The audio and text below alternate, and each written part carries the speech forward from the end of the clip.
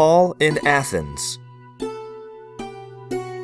In Athens, Paul went to the synagogue to speak to the Jews and the Greek believers in the one true God.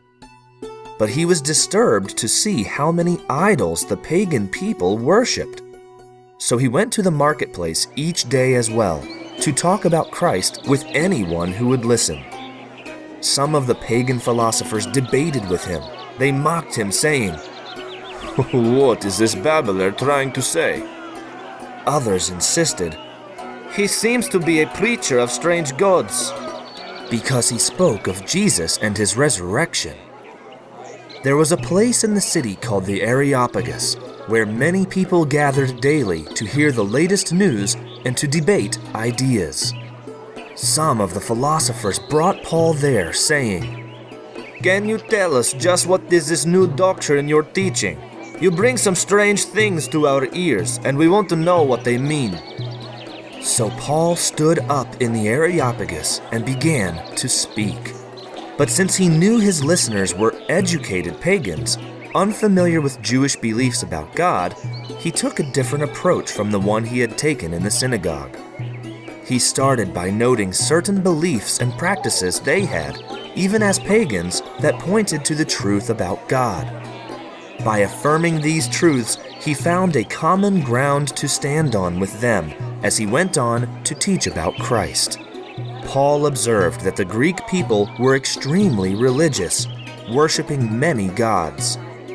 Then he noted that among all the idols he saw, there was an altar with this inscription, "To the unknown God."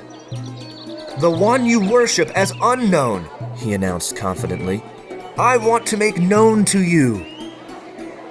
With that intriguing starting point, Paul went on to talk about the one true God who has created all things. He actually quoted a pagan poet whose name they would have known, saying that all people are God's children, and that in Him we live and move and have our being.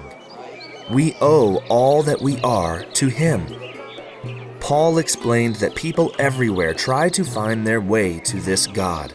But even though He's close to each person, their search for Him may be difficult, because they are blinded by sin and ignorance. God has been patient with their search, but now He calls all people to repent of their wayward lives and to believe in the man He has appointed to judge the world. To show who this man is, God Himself raised Him from the dead. A few of the Greeks in Athens believed Paul's message and became Christians. But most of those who heard him were more interested in playing with new ideas than in taking them seriously. In addition, the Greeks tended to look down on the human body as a prison to be escaped at death. So they were especially scandalized by Paul's claim that just as God had raised Jesus, both body and soul, from the dead, all people will have their bodies restored to them on Judgment Day. Some of the philosophers sneered at Paul's words. Others dismissed him by saying, "Well, we'll hear you speak again sometime about this matter." So Paul concluded his preaching in that city and went on to the great city of Corinth.